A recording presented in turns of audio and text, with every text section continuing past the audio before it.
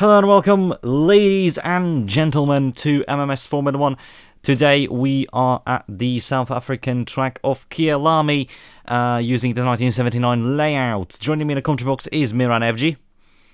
Yes, hello Kai. Great to be in the commentary booth once again for Formula 1. Formula 1 takes a visit to Africa, and yes, we are here for the Kyalami race. It's going to be very, very exciting. Yeah, obviously two reasons. This is the second South African race using the very fast, very dynamic layout.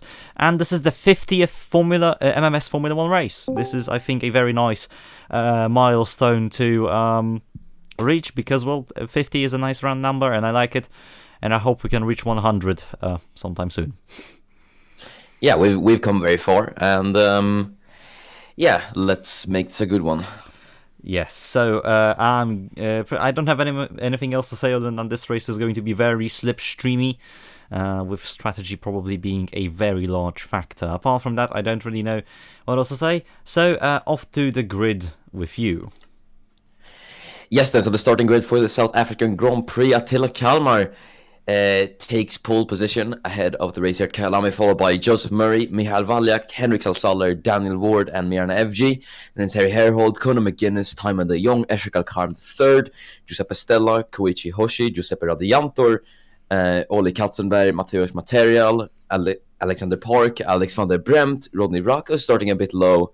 And then it's Max Pisonia, Igor Witt, Sergei Kozak, Chris Komodipur, Artemio D'Ambrosio, who makes his Formula 1 debut, Dindi Shababama Balama, Halil Shahin, starting quite low as well, Lucas da Silva, Guttorm Pedersen, Benz Waldinger, Alex Luan, Diogo Moscato, Marcus Kroneholme, Tobias Reaper, Kerai Kyoto, and then Marcos Aguirre. Yeah, obviously Ambrosia has done one full season before in MMS F1, driving for the 40 team.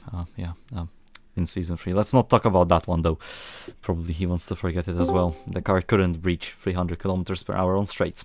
But yeah, with all that done, let's get to the track. Let's finally start the 50th race of MMS. Here we go. Switching this, turning this off then as well. And yeah, we should be able to start now. So here we are, Miran. The lights are gonna start to come on now. 25 laps in front of us, 40 minutes, 4 red lights, and we're green in South Africa. And look at the start of Salsaller. He nearly gets a good jump, but he gets blocked by Joseph Murray. It's a good start from the Williams of Valjak, but he gets also blocked by Kalmar, which now sends Murray into P2. It's a McLaren 1 and 2 as they head into turn 1, and the situation is kept. Kalmar leads with Murray in second. As not many changes in the background, but we have the two March cars now in tandem, braking in front of Eshrikal Karm III. There is an attempt from Hendrik Salsaller to make a move. Valjak blocks him. Very aggressive driving. I just gotta make sure that this car does actually DNF. There we go. It lost the wheel. Back into the racing action. Miran FG still on the pack. This is going to be a pack racing sort of situation, if you really want a term for it. No accidents down the order. We're lucky to have that. There's Murray still all over the gearbox of his teammate. Kalmar defending well. It's going to be a tough race for these two, as Kalmar has fought for his seat, winning the race in Belgium. He's staying for one more race. Murray says Whittaker is better and doesn't agree with the team. As here we go, that's pulling out of the slipstream. Look at the difference though. If you pull out of the slipstream, you're gone. Salsaller trying to make a move, but he made it too early. As there is a move from Joseph Murray for the lead of the race, but Kalmar defends and Kalmar stays in the lead. Okay, off to you, Miran. Yeah, it's been a very, let's say, uneventful start, but the McLarens have managed to keep it clean. Salsaller had a very, very good start, but unfortunately he was just kind of boxed in, so he's going to make a move here.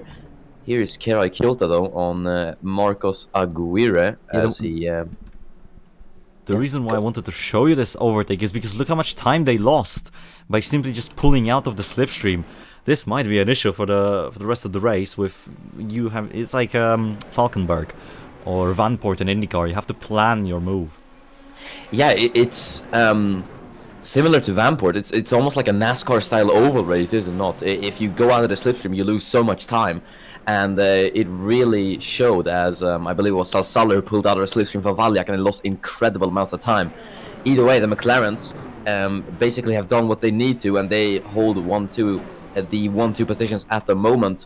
followed by Michael Valjak in P3, and then Henrik Salsaller, and then 2 March cars doing very well in P5 and P6. Daniel Ward, unfortunate for him as he's fallen down to P9. I don't know what's happened to the British driver. And then Eshek Al-Karm III, who's made his way up into P7. As that's another attempt from Murray, side by side of Attila Kalmar with the outside line. Seems like the better one, but Murray manages to hang on. They're still going to be side by side. That slows both of the cars down. Kalmar still on the outside, but this time it is Murray who takes the lead. And now look at that. Michael Valjak is feeling feisty. They're going to go side by side. Valjak nearly squeezed. There's contact between him and Salsaller, and that promotes Miran Evji to make a possible move on the Estonian. No, he only slows the whole pack behind him down as Radianta is out of the race. And it's a gearbox failure. Unlucky. Yeah, that is unlucky for him. Could have been good points for the Italian today. But what a battle that was between the 2 McLarens. Yeah, look at that. Murray just slips to the inside of Kalmar. And I thought that Kalmar would hang on, but no. Not the best of exit traction, and Murray just sends it here. I'm really surprised by the amount of fighting that Kalmar put up, though. And there is a little contact between Valjak and Salsaller. Ooh. Lucky. Yeah, good thing it didn't result in any damage for Henrik. But, yeah, the McLarens really going all out in that battle. Either way, that promotes Joseph Murray into the race lead, as here is Alexander Pork, as I think Rodney Rakus just passed him. Yeah, Rodney Rakus started 18th in the race, trying to make up ground already up into P15, so he's doing very well for himself to, you know, push himself up the order, but obviously this is wearing down his tyres, wearing down his fuel, and it's not looking too good. Shahid, meanwhile, also up, but only just 2 positions as of now. Up the field we go. There's Salsaller and Valjak side by side. Kalmar not re-attacking yet. Salsaller gets Valjak this time out and bunches the pack behind, so that Evji now may have a shot at the Williams driver, as Kalmar and Murray still in a battle. Yeah, these two have been surprisingly going at it. No team orders from McLaren then, and yeah, they are just going back and forth, which is great to see. We love battles for the lead. Yeah, we do. I mean, it's not really surprising that McLaren isn't doing anything about the battle. Murray has a very safe 35-point lead in the championship, so you know, it is kind of safe, you know. He can afford to make a mistake, and Kalmar is trying to make up ground, you know, make a name for himself after, you know, being pretty much banished from the sport. So I'm glad that they're not giving any orders in this situation. Yeah, really. And it feels like the driver situation of McLaren has stabilized as well. Kalmar now on his return to F1 and to McLaren in general. He won on debut, obviously, which is great, and now the team is leading 1-2, so... As we have some engine power issues for McGuinness, as he lost a lot of power on the main straight here. Seems like the power is back up now, but still, worries might be starting to arise in the March garage.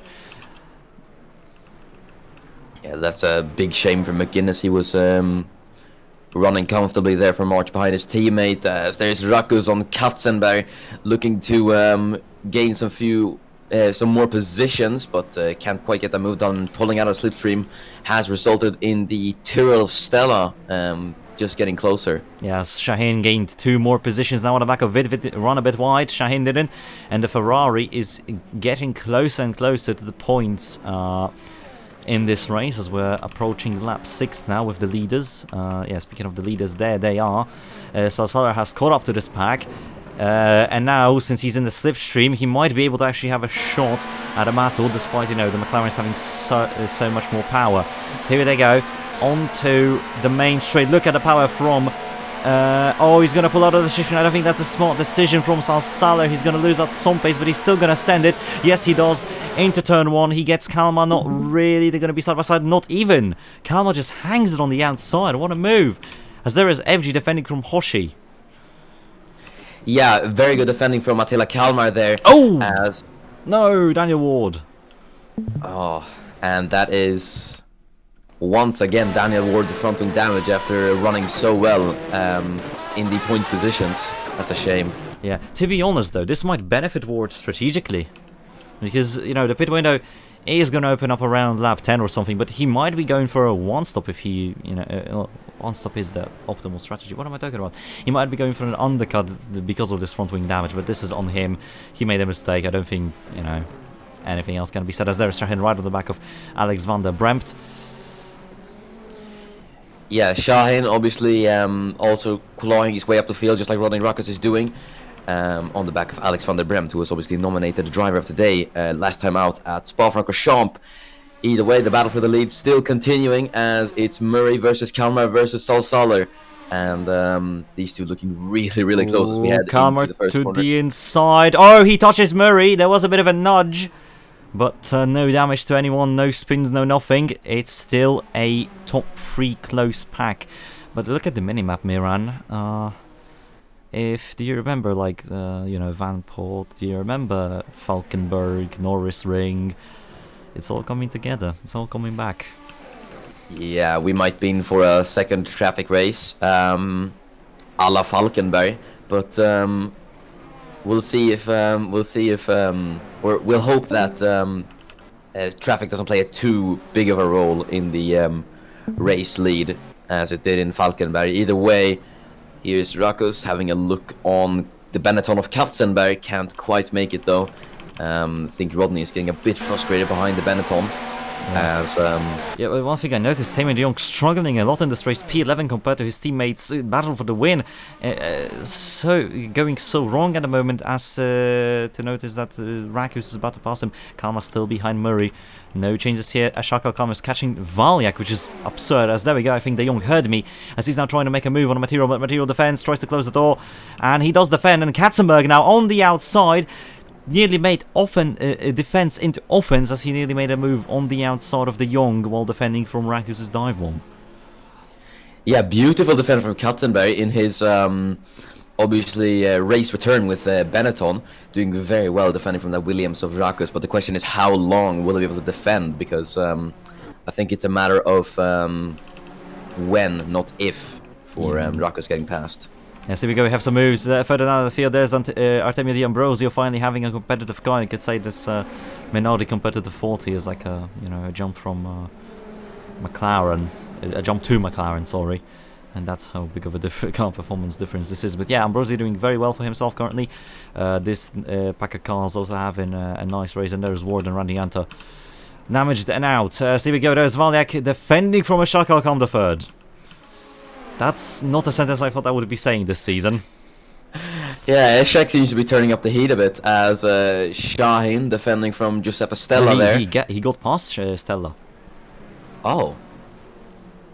Oh yeah, then I must be... Yeah, I was confusing him with Rakus. Yeah, so that's Shahin getting past Stella. Now Shahin is on the back of Rodney Rakus, who's been stuck behind this train of Katzenberg and then de Jong there. So this is good opportunity for Halil Shahin, as he's going to get past a championship rival. Yep, so here we go. Shahin, Rakus all over the place. Maybe tire grip is already starting to go down a bit. The track is pretty warm. Obviously the African heat kicking in, as here we go. There is Kalmar already very early pulling out of the system. Look at the overspeed. Look at the overspeed of Kalmar to the inside. Is going to be a move, and he does make it. It's a successful overtake. It just looked like Murray gave it away. Yeah, Kalmar just... Murray couldn't even put up any resistance there. That was absolutely amazing from the Hungarian driver. He just had so much speed at the start-finish straight. And then Miran Evdi here as well. They're gonna get substitution for both Valyak and Alkarm, and Alkarm has no way of defending. But yeah, I don't know what happened to Murray. I don't know if he slowed down or something. Look at the gap he had here.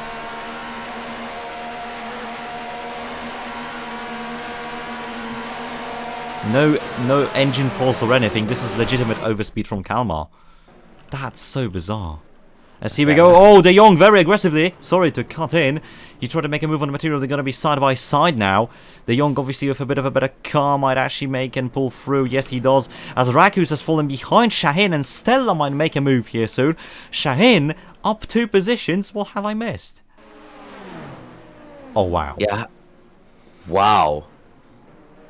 Yeah, Halil is not wasting any time here. Yeah, overspeed trademarked. As here we go. He's going to go material. Yeah, he's wasting no time, as you said. My days. Yeah, couldn't quite get that done though. Good defense from Matthias there, but yeah, I think Shahin is gonna get that move done surely, as Rakus has once again a look on Katzenberg. That has compromised him though, and that's left Stella with the better exit, so we could see him trying to make a move on the Finnish driver as we observe the two McLarens once again. Joseph Murray trying to get past his teammate Attila Kalmar as Kalmar retakes the lead of the South African Grand Prix. Henrik Salsaler still trying to get involved in that as FG round the outside, defending from Eshek Al-Karm the third there for P5, as Shahin is going to try to get material now into the first corner. Rakus on Katzenberg there on the inside, Oli having to defend the long way around, and he does so. So Rakus still unable to get past. Still trying to send moves, and that only allows Stella to catch up. Also, speaking about Eshek Al-Karm the third, he has the fastest lap. That's very interesting. That's certainly not a thing I predicted happening, but, well, this is racing after all. Kalmar, Murray and Salsaler are now approaching the lapped cars. Lap by lap, we're getting closer to that moment, but there we go. Back on the main straight, on board with Henrik Salsaler, and not really closing to Murray in the slipstream. I think it's going to be another move. Look at Kalmar though, middle of the road, very nice defensive work, but that's not going to stop Murray. Murray's going to try and send it. They nearly go side by side. Murray doesn't have enough ground though, and Kalmar defends. Yeah, very, very good defending from Attila Kalmar here. He's really proving himself to McLaren now as the driver he can be.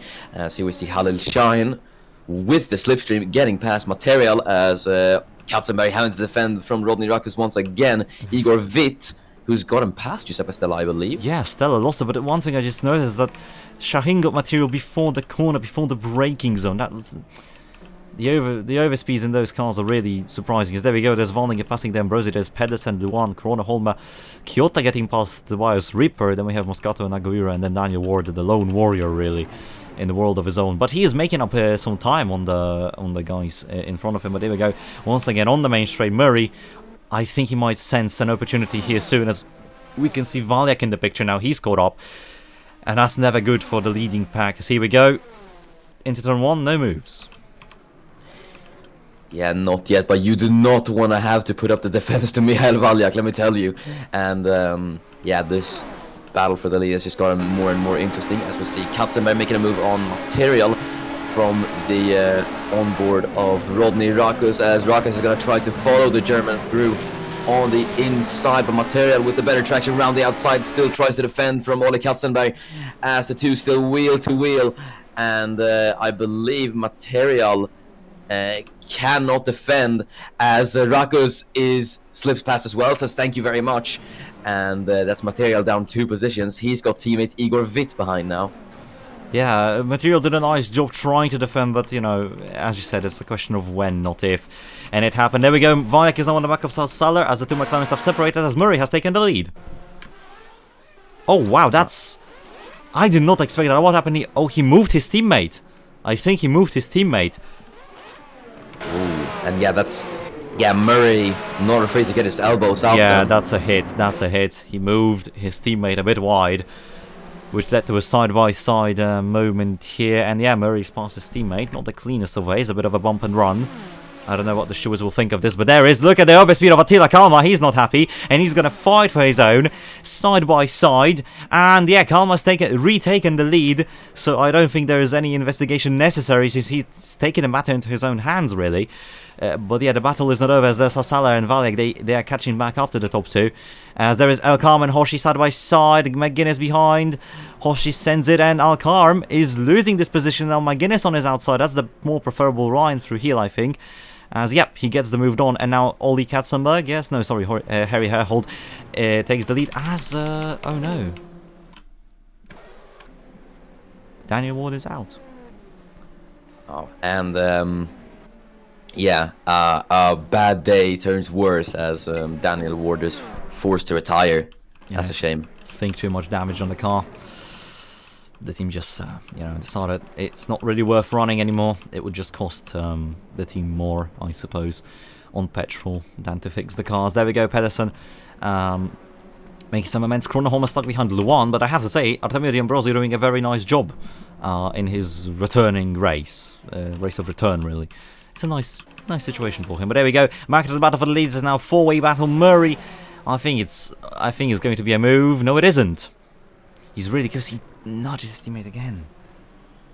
Yeah, Murray's keeping patient here, but Kalmar really served served his justice there by re-overtaking Joseph Murray after Murray yeah, got his elbows out a bit and forced Kalmar wide. Either way, I think the battle is still far from over. We don't know who's gonna win this race at the moment because it's just so close between the leaders at the moment. I mean, you got a four-way battle for the lead now that Mihail Valyak is getting involved. Yeah, and we're gonna have a five-way battle for the lead because look who's joining this pack. It's Miran FG. Oh no! Damage! Oh dear! Oh dear! Look at this! So Guinness goes to the inside. Hoshi turns a bit too early. McGuinness is still braking. Obviously, the outside force is pushing him wide. Hoshi, I think he might have turned in a bit too. I don't know who to blame. I think this is more of a racing incident, or the blame should be put on Hoshi. But he spins out. No, and he rejoins into the home pride of Harry Harehold, and that's going to be a penalty most likely for Koichi Hoshi for an unsafe rejoin. Yeah. And what a shame for Harry as well. Obviously in his home race, that's got to be a bit demoralizing for the South African. So he gets passed by the Young. Alright. Yeah, okay, so it's confirmed. It's a 10-second time penalty for Koichi Hoshi for that rejoin. I'm not surprised. I think that's justified. Yeah. That is justified as we look at the battle for the lead once again. Murray trying to pull out of the slipstream, but I think it's a bit too early for the Brit, and it has been, so he cannot make the move again, or will he? As he tries it on the inside into the first corner. Salsaler trying to get involved with this as well, but Murray just a bit too far away to complete the move, and that's allowed Henrik Salsaler to close up, and Mihail Valek as well. So these guys have just been brought closer and closer now. Yeah, you know, he pulled out once, he pulls out the third time, and Murray's gonna take the lead of the race. 3 times the charm, and there we go. This time without moving his teammate, but Kalmar is not gonna give up. Kalmar already with a different line, trying to minimize the gap, trying to get into the slipstream, trying to get that power, and there he goes. He's already closer to Murray, but Murray now 4 tenths, 5 tenths. Obviously, Murray's gonna lose out on the straight a lot here because of the slipstream effect and the push that Kalmar is being given by Sasala and Valyak, but still. This is a negative for Kalmar as it's a position lost. Yeah, that was a beautiful move from Joseph Murray. But look at the solution Mattila Kalmar has got. He's got a massive amount of overspeed on his teammate here. He could maybe try it into the first corner once again, try to retake the lead. He has a look, but he's a bit too far away to try it just yet.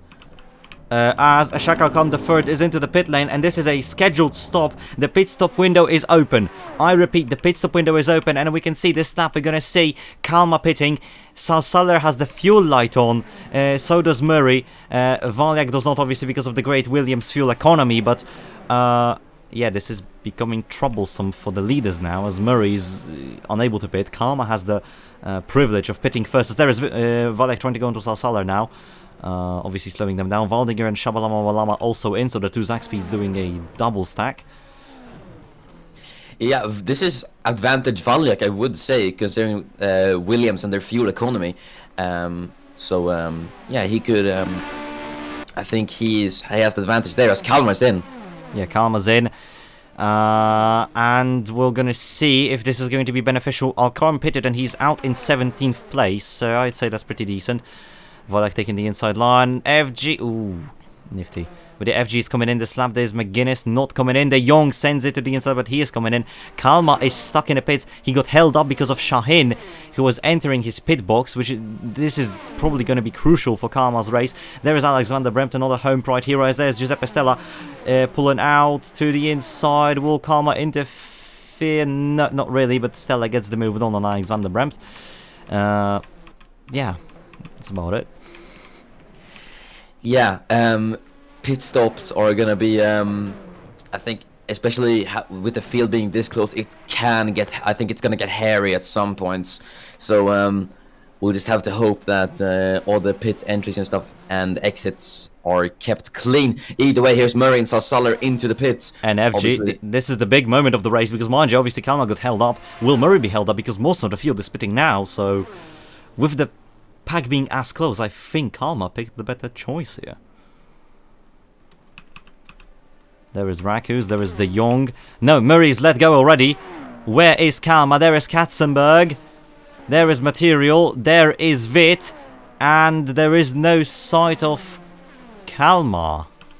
Oh dear. So Murray gets the massive jump. I believe Salsaller though. I believe Salsaller was held up in the pits by I think it was De Jong. Murray, actually. Oh, there's I think there was some contact there, but there Salsaller got held up. Salsaller is now out of the pits. Sending it to the inside of Max Bizonia, sending him a bit wide, still side by side. Gets the traction though. Let's see. Oh, that's so close. There wasn't contact. He rode the curb, that's what offset the car. Yeah, my goodness, coming in now. Valek doing yet another lap. He's really extending his stint here. Might be pushing his luck, maybe? I don't know, but as I said, this could play into Michael Valek's hands. He's just gonna have to hope that the guys behind get held up by traffic or they just have bad stops, and that's obviously happened to Salsaller and Kalmar now. So and here's Murray dueling with Material, and Kalmar getting past the other Ligier as well. But yeah, this could maybe play into Michael Valek's hands. Yeah, certainly. Valiak has a 15-second gap. That's around, I'd say, the pit stop time. Especially since he will have less fuel in the car. There is a Shakal Calm the third, passing Max Bizonia. Alex van der Bremt. Oh no, the South Africans really don't have a reason to be happy in this race, do they? Oh! Oh wow. Okay, that's... I think he ran out of fuel. Oh! Those are some rock-hard cones, but yeah, I think Van der Bremt legit ran out of fuel. It's not a good day to be South African. No, not really, no. Unless, no, there is no unless. It's just not a good day to be South African, really. Oh, I just realized... No. Never mind. Sorry. I was gonna say that I think someone pointed out was that Herholt jumped FG, but then I realized that Herholt is P30, so maybe not. Yeah, but there we go. Valjak coming in the slap, same with Rakus. Oli Katzenberg still not coming in. I think the Benetton might have an even better fuel economy, but I don't think it's gonna help him since Murray is already catching up to him. Kalmar stuck behind Material, at least he caught up to him. Ligia's also with great fuel economy, but Stella, that Tyrrell, has the best fuel economy, and I will not be surprised if Daniel Ward doesn't come into the pit lane at all in this race anymore, as there is the Young on the back of the lapped hold. He's stuck behind two lapped cars, in fact. That's not good. I don't think Tamer de Jong will appreciate that. Yeah, the Dutchman's going to be frustrated about that for sure. As now Alexander Park and also Halil Shine are catching up to these guys, so... Yeah, Alexander Park hasn't done his stop yet, mind you. But this is the crucial part of the race. There is Michael Valek, and it's a longer stop than... Oh, no. Oh, and he only now gets going. There is Murray passing Katzenberg. Yeah, there is... Material and Kalmar now going side by side. Valyak, I think he's still stuck in the pits. Yeah, he's still stuck. FG has actually jumped him, and oh dear, look at this pack. Oh, wow. Yeah, Shaheen had to brake as to not hit anybody, but Shaheen is still going to go for a move onto Park. Valyak on the inside. There is Salsaller passing. It's a nightmare. As Raku's now right behind Alcarms the third, so in theory he gained, but FG is in front of Valyak on track. He's third currently. Yeah, March have really got the strategy right, and just all the top teams having issues with the pit stops, that's really benefited them. And now they have a driver in P3, so yeah, I guess they've calculated this very nicely. Yeah, McGuinness also not having the worst of strategies. So here we go, that's Pedersen also, the Real car also with very good fuel economy. But yeah, back to... Actually, I don't know what to focus on anymore. There is Katzenberg in a pit lane. Material also following him. There we go. I have something to watch. There is Shaheen battling Tamer de Jong. And behind we have Salsaller battling with Valyak. Will Shaheen go for a move? Yes, he will. To the inside of the Dutchman. Not a successful one. Same with Valyak trying to go into Salsaller. The front wing nearly chopped off there. But yeah, not much happening really. Yeah, as Shine has a look on De Jong again, but yeah, really close battles we're seeing here as Shine, very opportunistic move on the inside, but not close enough to complete that just yet. Timon De Jong stays ahead as Shine stuck in a lotus sandwich here as Henrik Salsaller, and then also Mihail Valyak behind the Turkish driver on track at the moment. And you know what's like the worst thing for those guys? Because of their battle, they are losing time to Miran FG. Also, I noticed one more thing, Miran. Yes. Because of this race, I think that we might see Stella not pit. Because we're with 2 laps to go, and I think he might not pit. I think he might make a no-stop this race. He could maybe do it. Then it could be Stella on the podium instead of FG. Maybe Vit as well. Vit hasn't pitted. So yeah, no, Vit is coming in this lap though. As there's Narcus and Ashaka come the third battling. There's Conan McGuinness out of nowhere joining this battle in the March. I mean, March, they're third, I believe, in the constructors standings, and that's insane to me. They're a new entry to MMS F1, and they're doing so well. It's so weird. Oh, wait, what's happening? Murray. Oh my days, Murray has slowed down. I don't know how he lost his 2-second gap, but there we go. Karma is now on his back.